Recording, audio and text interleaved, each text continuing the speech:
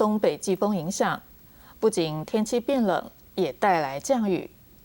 气象局表示，这一波东北季风影响到今天的清晨，白天气温会逐渐回升，而下一波东北季风将会于周五报到。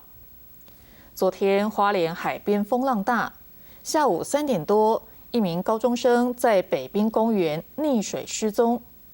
警消获报之后，立刻展开了陆海空搜救，但是因为入夜之后风浪持续增强，也让搜索行动变得更加困难。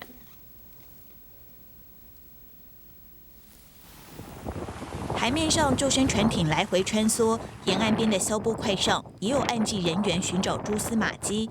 周日下午3点多，4名高中生相约到花莲北滨公园玩水，其中一名陈姓男同学不慎溺水失踪，同行朋友赶紧求援。4个人来，2个人下去哦。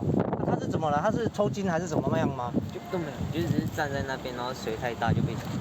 受到东北季风的影响，花莲市周边海域浪况不佳，除了救难人员下水搜寻有一定难度，美仑溪北滨出海口海水浑浊能见度低，也影响到了救援行动。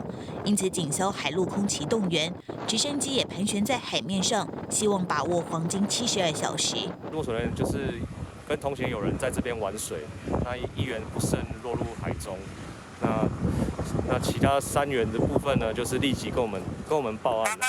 那甚至报案的时候，他已经下沉了，人员已经下沉，所以在搜索的方面就比较不容易。气象局预估周日花东地区沿海可能有8到10级强阵风，临近海域浪高也有机会来到3到4公尺。由于入夜后风浪持续增强，船艇先暂停搜索，等天亮继续行动。而岸巡人员持续以探照灯和手电筒搜索周边海域，不放弃任何希望。